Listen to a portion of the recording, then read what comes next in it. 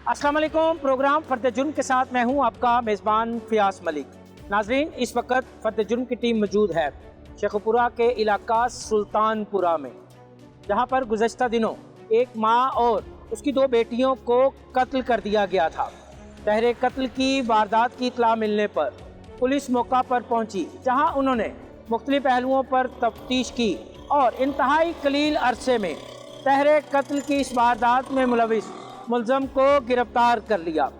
मुल्ज़म कौन है और उसने क्यों इन 3 माँ बेटियों को कत्ल किया, तहरे कत्ल की इस वारदात के पीछे वजूहात क्या थी, ये सब कुछ जानने के लिए हम रुख करते हैं थाना ए डिवीज़न की जानिब। आइए हमारे साथ।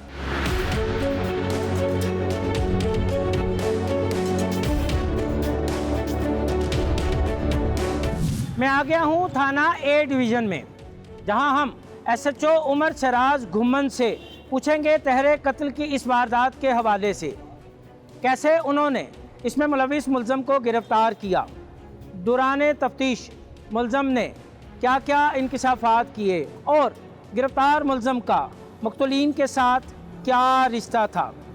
ये सब कुछ जानेंगे हम। आइए हमारे साथ।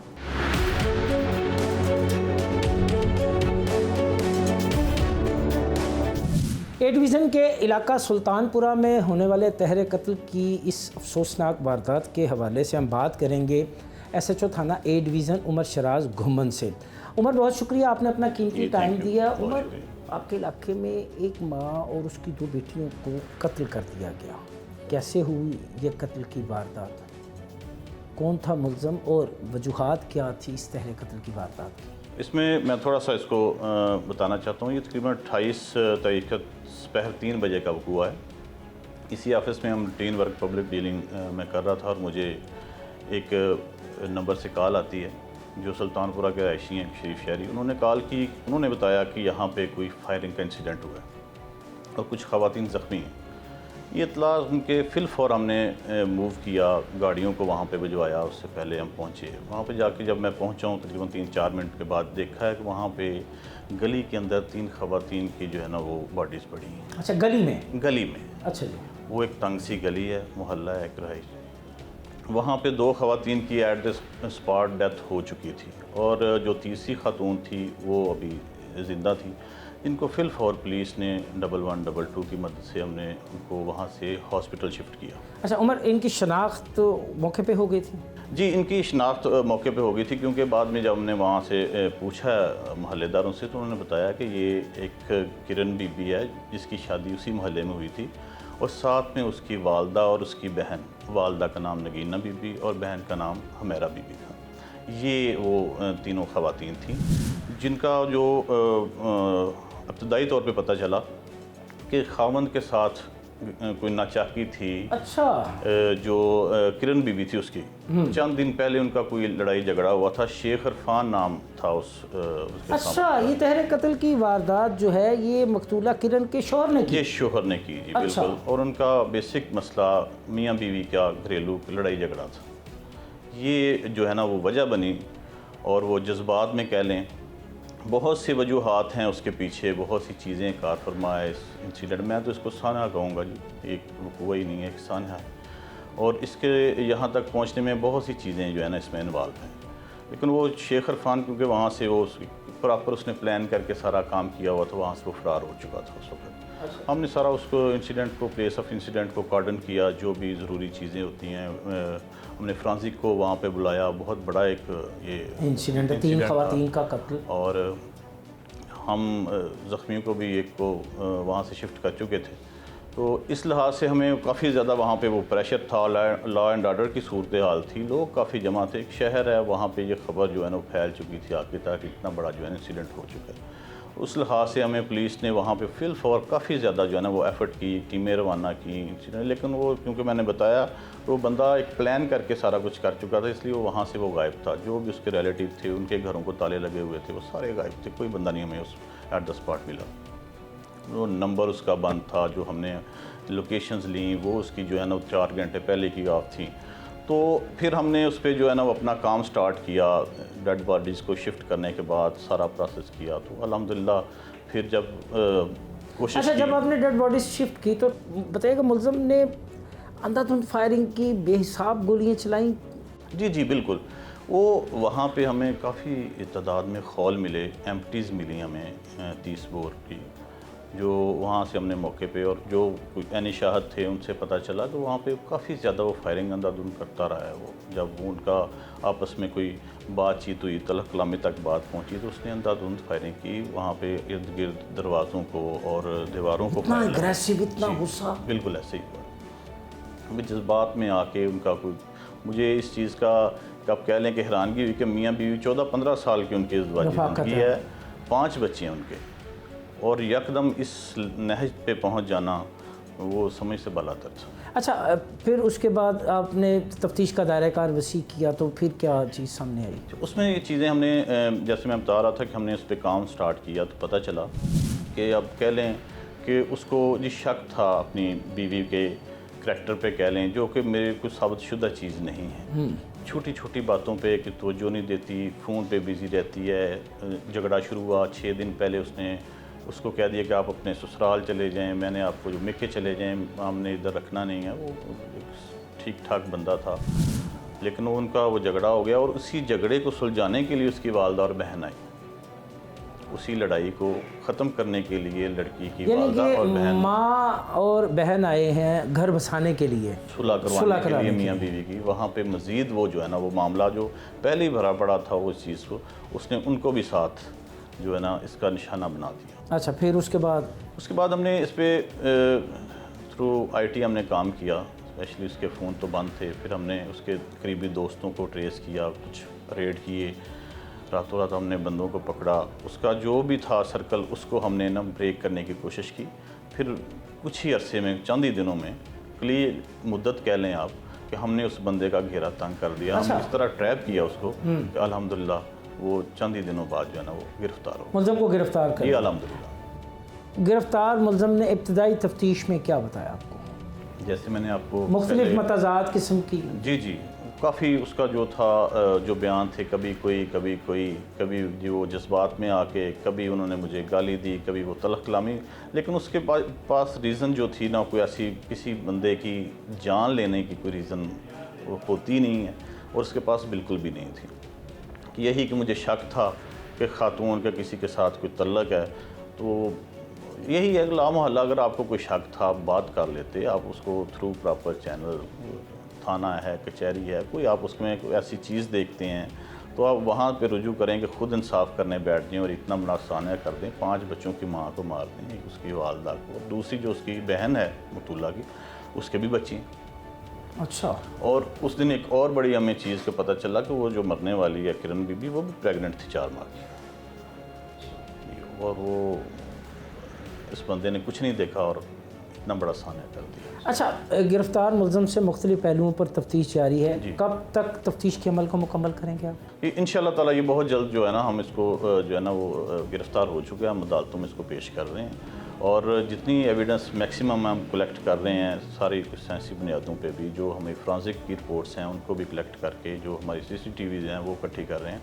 तो कोशिश है कि जल्द से जल्द जो मजबूत चलान है वो बना के पेश करें, ताकि इसको कड़ी से कड़ी सज़ा। अच्छा उमर, कितनी टीमें इस वक्त मुलज़म से तफ्तीश कर रही हैं, और कितने रेड्स किए आपने मुलज़म की गिरफ्तारी के लिए? इसमें तकरीबन पहले रेड्स का बताइएगा।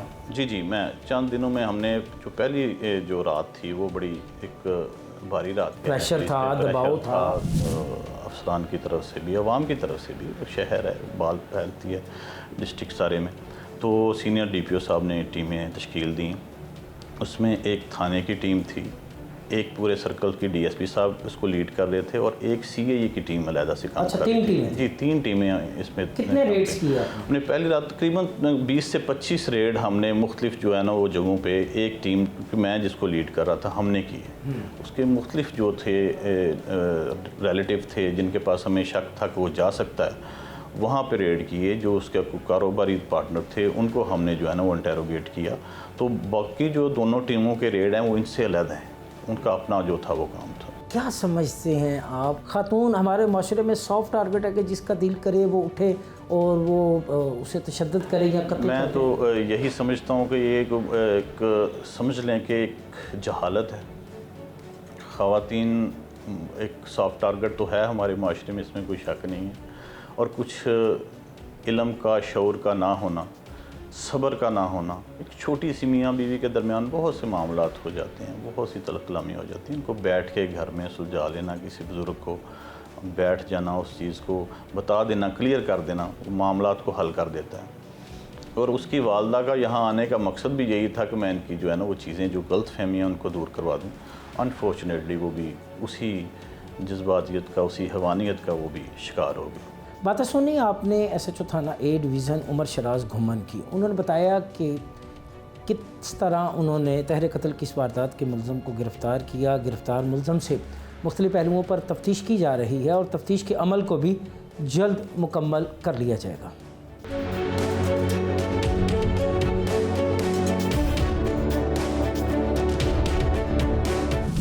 शेखपुरा के इलाका सुल्तानपुरा में 3 ख़वातीन का कत्ल कैसे हुआ, क्या वजह थी, तफ्तीश कहाँ तक पहुँची, जाए बकुआ के क्या मनाजर थे, इस बारे में जानने के लिए हम बात करते हैं district incharge reporter Samar Iqbal से। समर, क्या वाक़या हो गया, 3 ख़वातीन को कत्ल कर दिया गया, क्या, कैसे, क्यों? जी बिल्कुल, मैं बताना चाहूँगा कि ये एक अफसोसनाक वाक़या है जिससे इलाके की फ़ज़ा भी सोगवार हुई। एक जो वो मुश्किल समझने के केस था कि सुलह के लिए आने वाली माँ बेटी को जो वो शोहर ने बड़ी बेदर्दी के साथ जो उसको ना कत्ल कर दिया। हम जब जाए वक़ुआ पर पहुँचे तो हमने देखा कि 2 जो ख़वातीन हैं, नगीना शहज़ादी जो मुलज़म है उसकी सास और उसकी जो बीवी है किरण, वो मौका पर उनकी डेथ हो चुकी थी। अच्छा। और जो मुलज़म की साली थी हमेरा बीबी, उसकी अभी थोड़ी सी सांस जो ना वो चल रही थी, थोड़ी सी ज़िंदगी की जो उसमें हरकत थी वो थी। तो इसी दौरान पुलिस भी पहुंचती है, रेस्क्यू 112 भी पहुंचती है, तो वो उसको रेस्क्यू करते हैं ख़तून को, तो DH के हॉस्पिटल शेखपुरा उसको मुंतकिल कर दिया जाता है। तो बाद में उसकी भी इत्तला मिलती है कि वो भी जो वो ज़ख्मों की ताब ना लगते वो भी जो जान भाग हो चुकी है। तो ये एक अफसोसनाक अमल था। इतना बड़ा वाक़या कैसे पेश आ गया, क्या ऐसी बात हो गई थी, क्या आपने रिपोर्टिंग में इस चीज़ को कैसे जज किया? मैं वही उसी तरफ आना चाहता हूँ कि जब पुलिस से हमारी इस सिलसिला में बात हुई तो जो FIR दर्ज हुई है उसके मुताबिक जो मुलज़म है उसने बिल्कुल तैश में आकर घरेलू लड़ाई की बना पर जो वो इंतहाई कदम जो उठाया जिससे जो तीनों माँ बेटी जो वो उनकी डेथ होगी। FIR की जब हमने FIR पढ़ी तो उसमें वाज़ह लिखा गया था जो गोलियाँ हैं वो इतनी बेदर्दी के साथ चलाएगी कि उनके सर पे और चेहरे पे जो उनको निशाना बनाया गया और हवाई फायरिंग भी की गई जिससे इलाके में खौफ व हरास का जो अमल है वो भी हुआ था। अच्छा समर, मुलज़म गिरफ़्तार है, क्या तफ्तीश में सामने आया? मैं कहना चाहूँगा कि पुलिस इस हवाले से कह रही है कि मुलज़म का जो इब्तदाई बयान है उसका यही कहना है कि उसने जो घरेलू लड़ाई तो थी, उसने जो गैरत की बिना पर जो अपनी बीवी को, अपनी सास को और अपनी साली को जो वो गोलियां मारकर कत्ल किया। अब पुलिस की जानब से जो वो इंटेरोगेशन का सिलसिला जारी है, मज़ीद इसमें अपडेट आती जाएंगी। अच्छा, क्या वजह है समर कि ऐसे वाक़यात शेखपुरा में बहुत ज़्यादा हैं? कत्ल के हवाले से कत्ल के वाक़यात के हवाले से ये ज़िला जो है ये एक अलग मुकाम रखता है, अलग इसकी पोजीशन है, क्या वजह है? जी बिल्कुल, आपने बड़ा एक अच्छा सवाल किया जिसकी ज़रूरत भी है बताने की कि शेखपुरा के जो एक ज़्यादा इलाके हैं वो देहातों पर मुश्तमिल हैं। यहाँ पर चौधरी टाइप, डेरा टाइप किस्म के लोग हैं जो देहातों से उठकर वो शहरों में आ चुके हैं। तो एक बड़ी वजह इसकी यही भी है कि अदम बर्दाश्त जो वो माशरे में बिल्कुल ख़त्म होती जा रही है।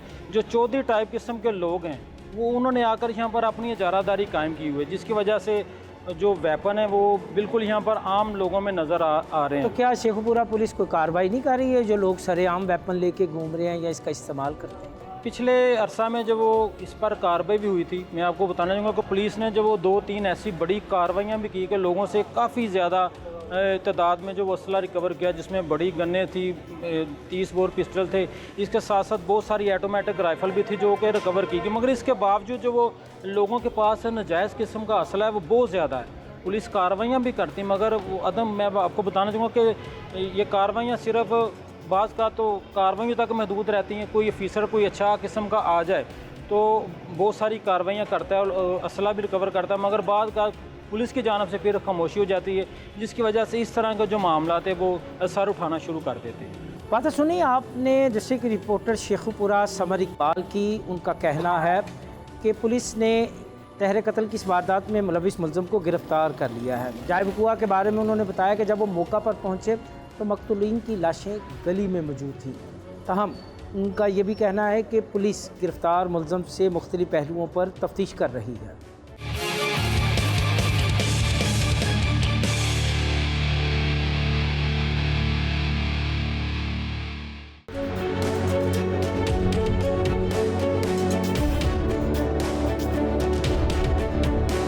आज मैं इस वक्त मौजूद हूँ मकतूला नगीना बीबी, हुमैरा और किरण के घर। इन तीनों माँ बेटियों को इंतहाई बेदर्दी से कत्ल कर दिया गया था। क्यों कत्ल किया गया था, इस बारे में हम बात करेंगे इस केस के मुद्दई खुर्रम शहजाद से। खुर्रम, इंतहाई अफसोसनाक वाक़या है, अल्लाह ताला आपको सब्र जमील दे। आप इस केस के मुद्दई भी हैं। क्या ये वाक़या है, कैसे पेश आया और इसके पीछे क्या वजूहात थी? 2-3 दिन से पहले ना हमारे घर आई थी सिस्टर, ठीक है, छोटी, मिलने के लिए वालदा से आई थी, ठीक है। वालदा ने पूछा क्या हुआ, ठीक है, उसने बताया कि जी ऐसे ऐसे मेरी तबीयत भी नहीं ठीक है, ठीक है। तो 2-3 दिन गुजरे हैं, फिर उसने सारा कुछ बताया कि मैं घर से ज़रा थोड़ी सी नाराज़गी हुई है इरफान से, ठीक है। उन्होंने कहा चलो एक दिन और निकाल लो फिर हम जाते हैं। फिर वो साथ में गए हैं उधर सुलह के लिए, वालदा लेके गई है, ठीक है, और साथ में छोटी सिस्टर भी चले गई है, ठीक है। जब वो उधर पहुंचे हैं, ठीक है, तो उसने आते ही पहले हमारी वालदा को फैर लगाए हैं, ठीक है, फिर उसके बाद छोटी सिस्टर को लगाए हैं, अपनी वाइफ को लगाए हैं, ठीक है। जो तीसरे नंबर वाली थी उसको बाद में उसको लगाए हैं उसने फैर, ठीक है। 2 तो मौके भी फोत हो गई, हमारी वालदा भी फोत हो गई और छोटी किरण भी फोत हो गई, ठीक है। जो छोटी सिस्टर थी उसके थोड़े से सांस चल रहे थे, ठीक है। उसको हमारे जाने से पहले ही हॉस्पिटल भेज दिया गया था, उसको पंप लगे हुए थे, ठीक है। क्या वजह थी इस झगड़े की खुर्रम, इस इंतहा तक ये बात चली गई? बाजी घरेलू में भाईजान हम क्या बता सकते हैं, घरेलू छोटे छोटे मामलों में लड़ाई होती हैं, ठीक है। वो हमारी वालदा को मिलने नहीं था देता, ठीक है, कहता था जी अपनी वालदा को ना मिलो, ठीक है। कितना अर्सा हुआ था आपकी बहन को मुलज़म के साथ, उसकी शादी को कितना अर्सा? तकरीबन कोई 15 साल हो गए थे इसकी कितने शादी। बच्चे? उसके माशाल्लाह 5 थे। 5 बच्चे? हाँ जी, एक बेटा उसने अपनी ननान को दे दिया हुआ था, ठीक है। 3-4 बच्चे उसके पास थे। अच्छा, ये झगड़े जो है ये शुरू से ही चल रहे थे कि अब आके शुरू हुए? ये अब आगे ज़्यादा हुए थे, ठीक है। हमें नहीं था पता कि इसने ये काम कर देना था। ये कि मुलज़म जो है वो आपका रिश्तेदार है? नहीं, ओपरा था। तो कैसे ये शादी? बस जी उसी गली में हम रहते थे, हमारे नान के रहते थे, ठीक है। किसी ने करवा दिया था रिश्ता, तो हमने कहा जी चलो। तो अब मुलज़म गिरफ़्तार हो गया, पुलिस उससे तफ्तीश कर रही है, तो क्या आप पुलिस की तफ्तीश से मुतमिन हैं? इंशाल्लाह उन्होंने तो कहा हमें, ठीक है, हम तो यकीन ही कर सकते हैं ना। क्या मुतालबा करते हैं आप तो इख्तियार से? हम तो कहते हैं उसको सख्त से सख्त फांसी दी जाए, उसको सजाए मौत दी जाए, क्योंकि हमारे घर के एक माँ नहीं गई, हमारी 3 माएँ गई हैं, ठीक है। हमारे पे जो बीत रही है ना वो हमें पता है, किसी को नहीं पता, हमारे दिल का हाल किसी को नहीं पता। जी हम बहन भाई बैठे हुए हैं ना, हम सबको पता है कि हमारे दिल में क्या बीत रही है इस टाइम, क्या कर सकते हैं हम, ठीक है। उसको जल्द से जल्द सज़ा दी जाए, फांसी की सज़ा दी जाए, उसको ऐसी सज़ा दी जाए कि आने वाली नस्लें उसको याद करें कि हम किसी की बहन के साथ या किसी, हम भी शादीशुदा हैं, हम भी किसी की बहन लेके आए हुए हैं, किसी की वालदा है, किसी की कुछ है। ये नसीहत होनी चाहिए हर बंदे को कि हम ये करने से पहले उसके बहन भाई से रब्ता करें, कुछ भी करें। ये करने से पहले कुछ सोचना चाहिए कि हम उनके बहन भाई को बुलाएं। अगर वालदा नहीं है, वालद नहीं है, तो उनके भाई को बुलाएं, या छोटा हो या बड़ा हो। इस मसले का हल ये है, ये करना चाहिए। इंसाफ का मुतालबा है। हमें तो इंसाफ चाहिए। इस केस के जो मुद्दई हैं खुर्रम शहजाद, माँ भी खो दी इन्होंने और 2 बहनें भी इस झगड़े की नज़र हो गई। मकतूला नगीना की बेटी भी इस वक्त हमारे साथ मौजूद हैं, उनसे बात करते हैं। क़यामत की घड़ी है इस घर पे, क्या ऐसी बात थी, हम उन्हीं से पूछते हैं। इरम, क्या हो गया था? छोटी बहन थी आपकी जी। क्या झगड़े इस ये शिद्दत इख्तियार कर गए के बाद यहाँ तक पहुँच गई? पता नहीं क्या हुआ भाई, बस थोड़ा सी लड़ाई झगड़े की वजह से आई है। उन्होंने कहा चलो भी कोई बात नहीं, मैं आपको छोड़ने जाऊंगी। बस वो छोड़ने गई हैं, पीछे भाई गया है कि मैं आपके पीछे आता हूँ, आप एक रक्शे पे हो, मैं बाइक पे हूँ। फिर रक्शे पे गए हैं वो, पता ही नहीं कि क्या हुआ। आपकी बहन ने कभी आपको बताया हो कि आप ही ऐसा कोई झगड़ा घर में, कोई ऐसी बात? नहीं, वो अम्मी को बताती थी सब कुछ, हमसे थोड़ा डरती थी, छोटी थी ना। अम्मी को ही बताया उसने, बस अम्मी ने फिर मुझे बताया कि इस तरह लड़ाई झगड़ा हो। मैं कहा चलो भाई को पूछ लो तो चले जाए, छोड़ने आए। कितने बहन भाई हैं आप? माशाल्लाह 6 भाई हैं, 3 बहनें थी। तो ये सबसे छोटी थी कि दूसरे नंबर पे? ये सबसे छोटी थी, इससे छोटा एक और भाई है। भाइयों में, बहन भाइयों में डरती थी आपसे? हाँ जी, थोड़ा ज़ाहिर है, बड़े बहन भाइयों का होता ही है ना।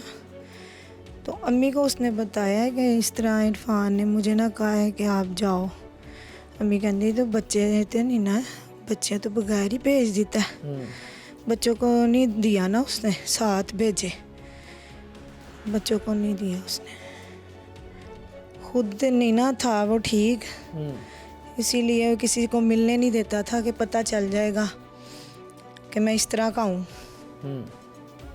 बस यही वजह। क्या कहती हैं आप, इंसाफ मिलने की उम्मीद है? मेरे इल्म में नहीं है, लेकिन मिलना चाहिए मुझे।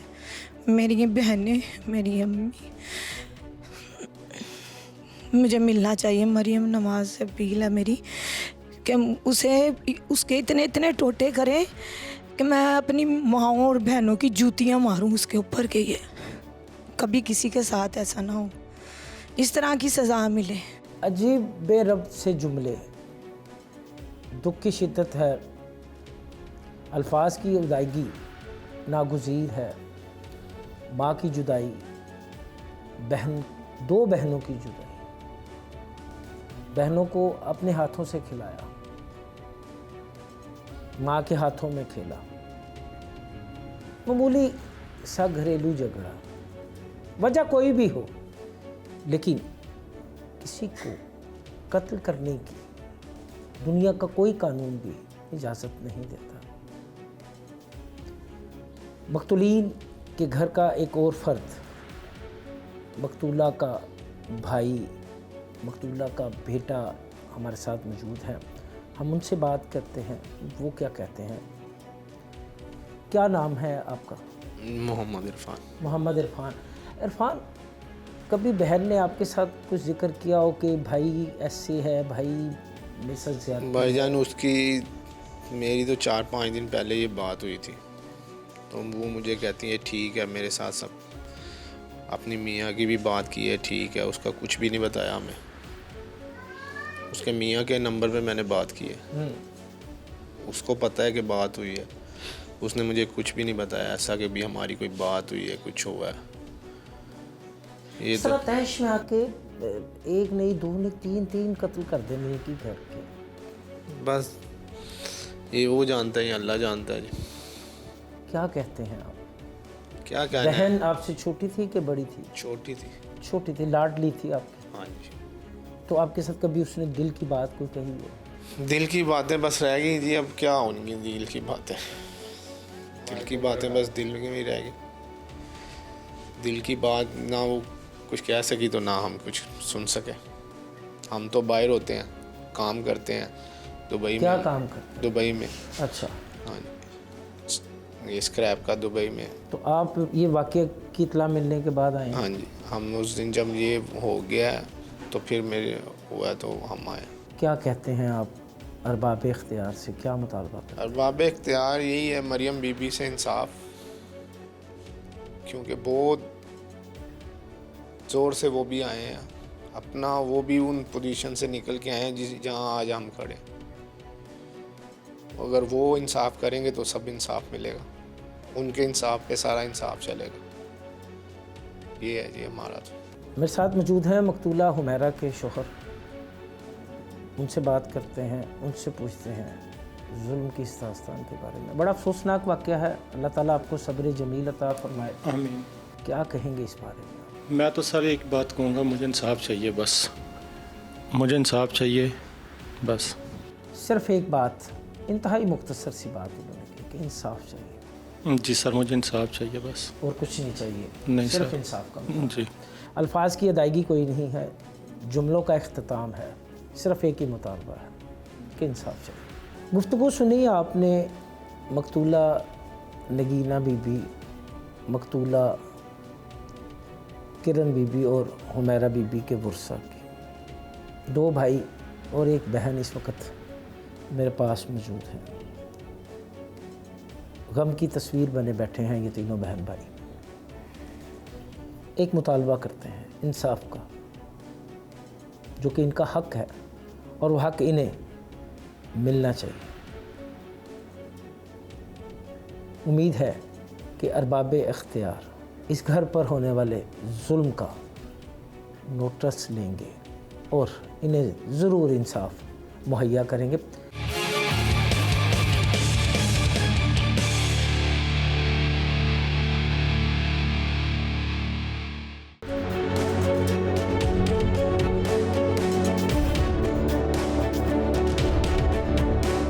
मामूली बात पर घरेलू तशद्दुद, ख़वातीन का कत्ल, ऐसे वाक़यात आम होते जा रहे हैं।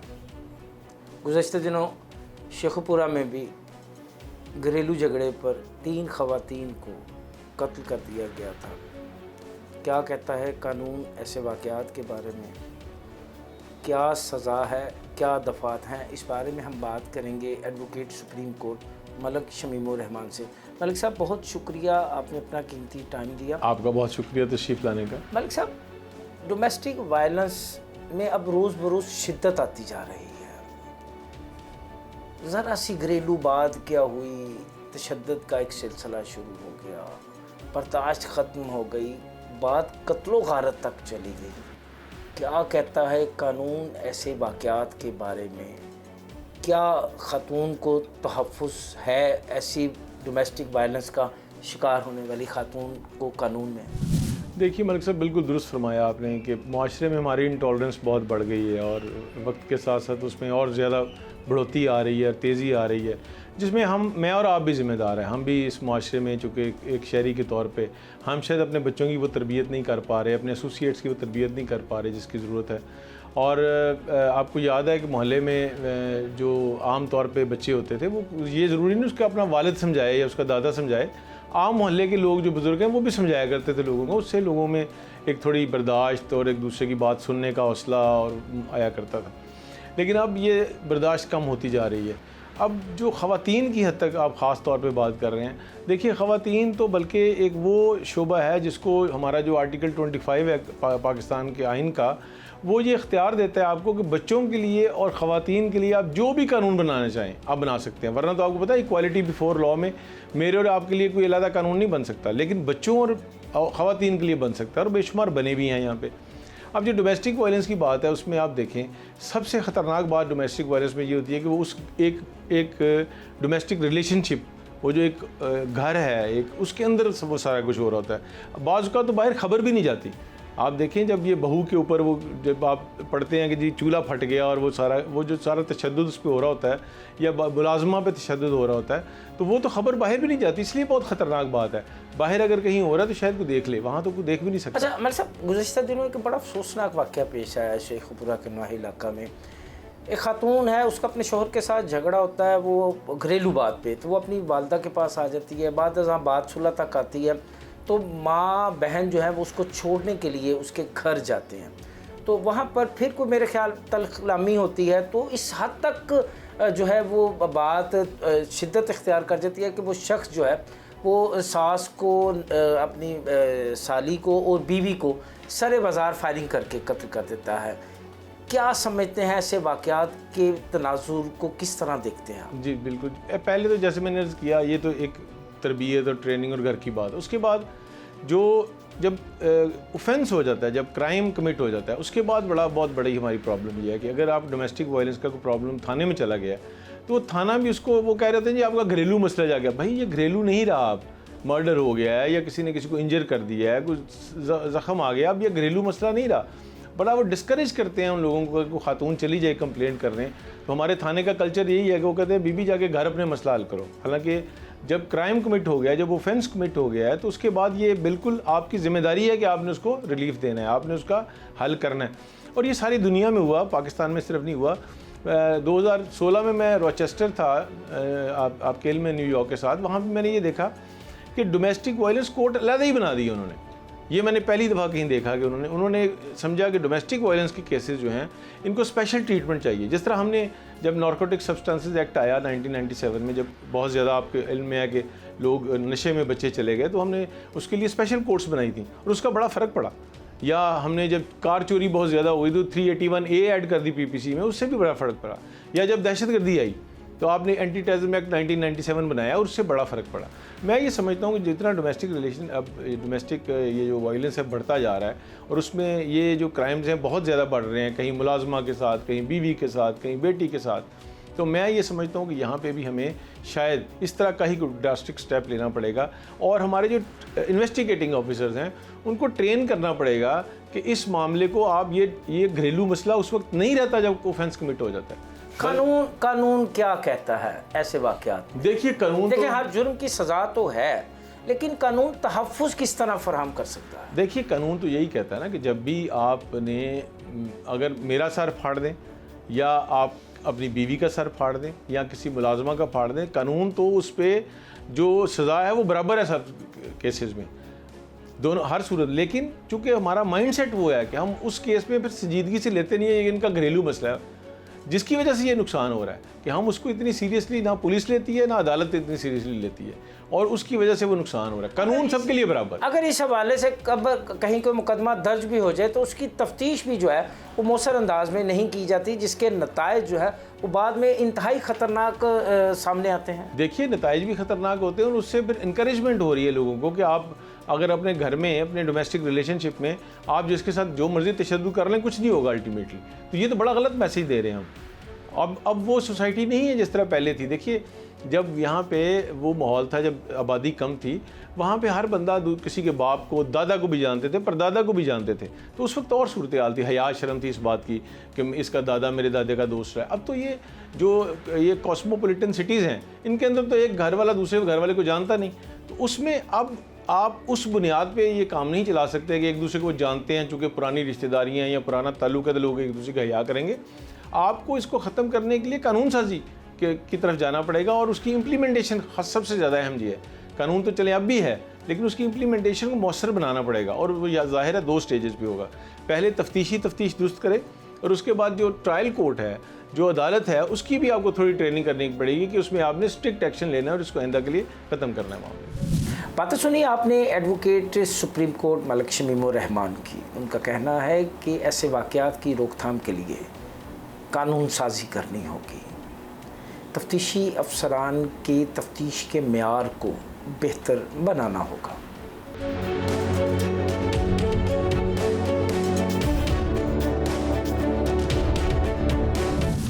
शेखपुरा के थाना A डिवीज़न में 3 खवातीन का कत्ल, मुलज़म गिरफ्तार, तफ्तीश कहाँ तक पहुँची? इस बारे में हम बात करेंगे एडिशनल एसपी शेखुपुरा बिलाल महमूद सुलहरी से। सर बहुत शुक्रिया, आपने अपना कीमती टाइम दिया। सर एक माँ और 2 बेटियों को कत्ल कर दिया गया, वजूहात क्या थी, कैसे मुलज़म गिरफ़्तार हुआ, तफ्तीश कहाँ तक पहुँची? जी ये 28/9 का वाक़या है। तकरीबन 3 बजे दिन थाना ए डिवीज़न में हमें कॉल मसूल होती है SHO को अपने ज़राए से कि एक जगह पे 2 कत्ल हो गए। वो जब बाद में वहाँ पहुँचता है तो उसको पता चलता है कि 2 के बजाय 3 कत्ल हैं। मुलज़िम है शेख इरफान। इसने 3 ख़वातीन को, जिसमें नगीना शहज़ादी, किरण बाबर और हुमैरा बीबी शामिल हैं, इसने उनको बज़रिया पिस्टल के फायर कत्ल कर दिया और फिर वो वहाँ से एस्केप हो गया। जब हमने उस पर काम शुरू किया तो ये पता चला कि इनका आपस में कोई घरेलू तनाज़ा था, घरेलू लड़ाई झगड़ा था, और वो लड़ाई झगड़ा बढ़ता बढ़ता यहाँ तक पहुँच गया कि फायरिंग हो गई और मर्डर हो गया। फौरी तौर पर टीम की तश्कील दी गई। टीम्स ने काम करते हुए विदिन 24 आवर्स मुलज़िम को पकड़ लिया। मुलज़िम पुलिस की हिरासत में है, तफ्तीश जारी है। इंशाल्लाह जैसी वो तफ्तीश मुकम्मल होगी तो हम मज़ीद हक़ाइक़ पर पर्दा उससे उठा सकेंगे कि क्या वजूहात थी जिनकी वजह से ये मर्डर हुआ, किस तरीके से मर्डर हुआ और मुलज़िम का उसमें क्या रोल था, क्या कोई और भी इसमें शामिल था या मुलज़िम अकेला था। किन पहलुओं पर तफ्तीश कर रहे हैं? तहरीर कत्ल की ये वारदात है और तफ्तीश में किन पहलुओं को आप मलूज़ खातर में ला रहे हैं? जी सबसे पहला इसमें इशू ये होगा कि प्रॉब्लम क्या थी, जिसे हम उर्दू में आमतौर पर वजह नात कहते हैं। क्योंकि ये फैमिली है और फैमिली में तीनों लोगों को मार दिया तो 2 बातें हो सकती हैं। एक तो उसने प्लानिंग करके कत्ल किया हो सकता है, दूसरा हो सकता है कि कोई इस किस्म का उनकी लड़ाई झगड़ा चल रहा हो कि उसने तैश में आके कत्ल कर दिया हो। तो पहला हमारा नुक्ता ये है कि मर्डर हुआ क्यों। दूसरी बात होगी कि जो मर्डर वेपन है वो उसने कहाँ से प्रोक्योर किया, कहाँ से आई, पिस्टल थी कहाँ से आई, कैसे आई, किसने दी, कहाँ से, so on and so fourth. तीसरी बात यह है कि वो करने के बाद, वो मर्डर करने के बाद वो एस्केप हुआ, वो कहाँ पे गया, क्या किसी ने उसको पनाह दी। चौथी बात यह है कि क्या वो इस मर्डर में, ट्रिपल मर्डर में अकेला था या उसके साथ कोई और शामिल था। और आखिरी बात ये है कि जो मुद्दई है, मुद्दई अगर हमें कोई ऐसी और इन्फॉर्मेशन देता है कि जिस पे हमें मज़ीद उस पहलू पे तवज्जो देने की ज़रूरत है तो हम उस पहलू पर भी तवज्जो दें। अच्छा बिलाल, तफ्तीश की सुपरविज़न भी आप खुद ही कर रहे हैं, कोई ऐसा सुकम जिसका मुलज़म फ़ायदा उठा सके? नहीं जी, अभी क्योंकि तफ्तीश जारी है तो जब तफ्तीश मुकम्मल होती है तो उसके बाद सुकम की बात आती है। मगर मेरा ख्याल है it's an open and shut case. इसमें मुलज़िम हमारे पास है, ट्रिपल मर्डर है, गवाह मौके का मौजूद है, वेपन ऑफ ऑफेंस भी है, तमाम चीज़ें इसमें क्लियर हैं। जो कई दफ़ा ऐसा होता है कि ब्लाइंड मर्डर होता है, उसमें जो मुद्दई है उसको आइडिया नहीं होता किसने मारा होता है, तो वहाँ पे वो कुछ FIR लिखवाने में गलतियाँ करते हैं या वो अपने से जिसने मर्डर किया उससे एक्सटेंड करते हैं। बट यहाँ पे इन्होंने बड़ा ही एक बैलेंस से अप्रोच रखी है कि जो हुआ है उन्होंने और जो देखा है उन्होंने वो वहाँ पे लिख दिया है। दूसरी बात यह है कि ये एक अर्बन एरिया है, यहाँ पे लोग एक दूसरे को जानते हैं, तो तमाम जो अहले इलाका हैं उन्हें पता है कि ये मर्डर कैसे हुआ है। अदम बर्दाश्त मुआशरे में दिन ब दिन बढ़ती जा रही है। ऐसे वाक़यात रोज़ बरोज़ देखने में आ रहे हैं। छोटी छोटी बातों पर कत्ल व गारत, क्या समझते हैं क्यों ऐसे वाक़यात में इजाफा हो रहा है? जी इस बात के 2 पहलू हैं। एक पहलू यह है कि शेखपुरा हमेशा से एक हाई क्राइम और हाई मर्डर डिस्ट्रिक्ट है। यहाँ का जो मर्डर है वो मर्डर टू पॉपुलेशन रेशियो वो बाकी तमाम ज़िलों से हिस्टोरिकली ज़्यादा है।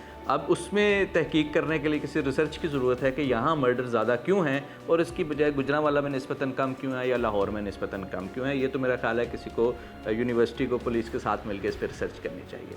जो दूसरी बात है वो जनरल है अदम बर्दाश्त की। अनफॉर्चुनेटली हमारे इस वक्त सोशो कल्चरल जो इश्यूज़ हैं वो इस तरह के हैं कि लोग एक दूसरे पे की बात को बर्दाश्त नहीं कर पा रहे। मेरा ख्याल है कि इसमें हम तमाम का मिन हैसुल कौम कसूर है। इसमें उस्ताद का कसूर है जो बच्चों को स्कूल में तरबियत नहीं दे रहा, इसमें वालिदैन का कसूर है जो बच्चों को घर में तरबियत नहीं दे रहे, इसमें मौल्लिम का कसूर है जो बच्चों को कुरान नाज़रा तो पढ़ा देते हैं मगर उसकी जो असल है उससे उसको रूशनास नहीं कराते। इसमें कम्युनिटी का कसूर है कि जब उनमें एक प्रॉब्लम इनिशिएट हुई तो कम्युनिटी में वो रोल अदा करके उसकी को सुलह करा देते, किसी को नोटिफाई कर देते, किसी तरीके से उनके दरमियान उनको अलहदा कर देते, वो ख़वातीन को कहीं और भेज देते, मर्द को कोई और भेज देते। जैसे पुराने ज़माने में हमारे गांव में होता था कि पंचायत बड़ी एक्टिव होती थी या मस्जिद कमेटी या कम्युनिटी जो है बड़ी एक्टिव होती थी। जब कम्युनिटी एक्टिव नहीं होगी, हम मादा परस्ती की तरफ चले जाएंगे, प्रॉब्लम्स बढ़ते जाएंगे और हम उन प्रॉब्लम्स पे एज अ कम्युनिटी अपना रोल अदा नहीं करेंगे, तो फिर ऐसे ही होगा कि अनफॉर्चुनेटली जो है वो अदम बर्दाश्त की वजह से क्राइम बढ़ता है। अच्छा बिलाल, आप एक सीनियर ऑफिसर हैं, मुख्तलिफ अजला मुख्तलिफ डिस्ट्रिक्स में आपने पोस्टिंग की है, नौकरी की है, ऐसे बेशतर वाक़यात देखे हैं। कैसे बचा जा सकता है ऐसे वाक़यात की शरह को कम कैसे किया जा सकता है, कैसे बचा जा सकता है ऐसे वाक़यात से? जी, मेरा ख़्याल है कि सबसे पहले जो सोशो कल्चरल इम्पैक्ट को साइड पे करते हुए हमें वेपन की तरफ आना चाहिए। घर पे पिस्टल नहीं होनी चाहिए। हमारे यहाँ लोगों को वेपन रखने का शौक़ भी है, आदत भी है, उसका नुकसान है। वेपन रखने का नुकसान ये है, ख़ास तौर पर जब आप अनट्रेंड हों, तो जब बंदा गुस्से में आएगा तो वो वेपन चलाएगा और वेपन से किसी को मर्डर करना निस्बतन आसान है। अगर घर पे वेपन ना होता, लड़ाई झगड़ा होता, तो चोट लग जाती, को मुक्का को ठुड्डा को बाजू टूट जाता। सो पहली बात यह है कि घर पे मेरे ख़्याल में सिवाय कि आप लॉ इन्फोर्समेंट का हिस्सा हैं और आप ट्रेंड हैं और आपको अपनी जॉब के लिए चाहिए, वेपन नहीं होना चाहिए।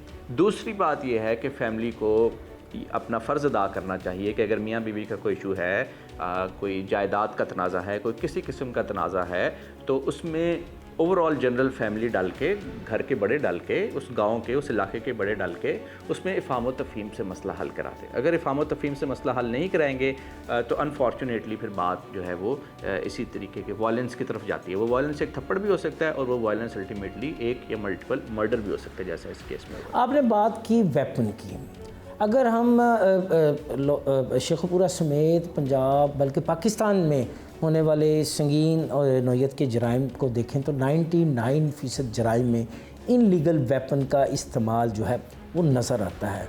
सर बताइएगा, ये इनलीगल वेपन कहाँ से आता है? रोज़ाना सैकड़ों नहीं बल्कि हज़ारों मुकदमात दर्ज होते हैं, हज़ारों की तादाद में आप वेपन पकड़ते भी हैं, लेकिन इसके बावजूद शहर की हर सड़क, गली, मोहल्ले, बाज़ार में ये इनलीगल वेपन की ख़रीदो फरोख्त क्या समझते हैं, किस तरह, कहाँ से आता है और कैसे काबू पाया जा सकता है?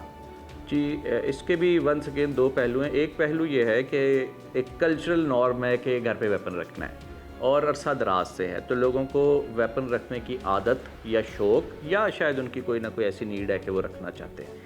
दूसरी बात है कि वेपन लाइसेंसी होता है या नहीं, वो डिपेंड करता है। आम तौर पे जो इस तरह का मर्डर है जिसमें वो डाकू नहीं था या वो एक क्रिमिनल नहीं था, तो वो अपने लाइसेंसी वेपन से भी वो इस किस्म की हरकत कर लेता है। इसका हल सिर्फ ये है कि हम अपने माशरे से मुकम्मल वेपन क्लींजिंग करते हैं।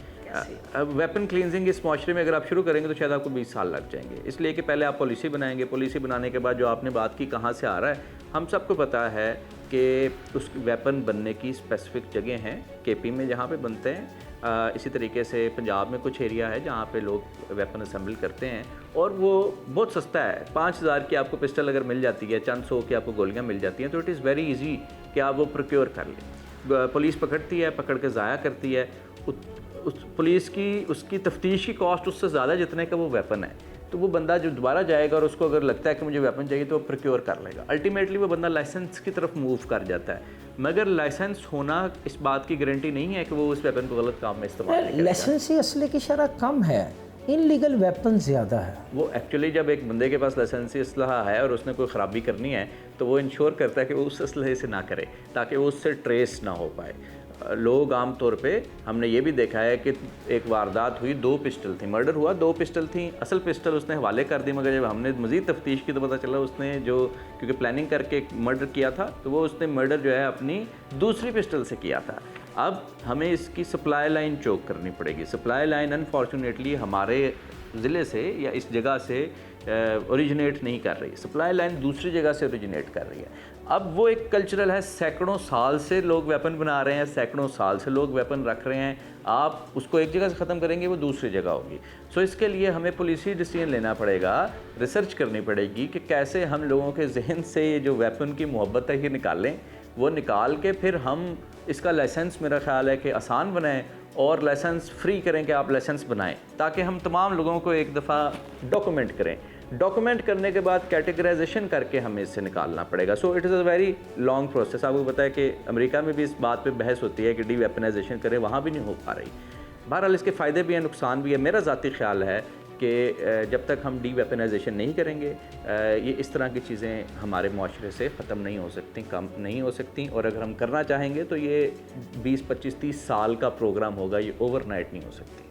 बातें सुनी आपने एडिशनल एसपी शेखुपुरा बिलाल महमूद सुलहरी की। उनका कहना है कि ऐसे वाक़यात की रोकथाम के लिए सबसे पहले अदम बर्दाश्त का खात्मा करना होगा, इनलीगल वेपन की ख़रीदो फ़रोख्त को रोकना होगा।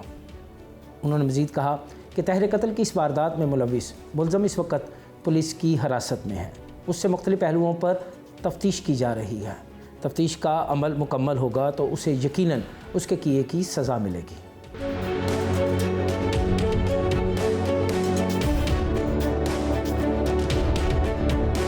आपने देखी जुर्म की ये दास्तान।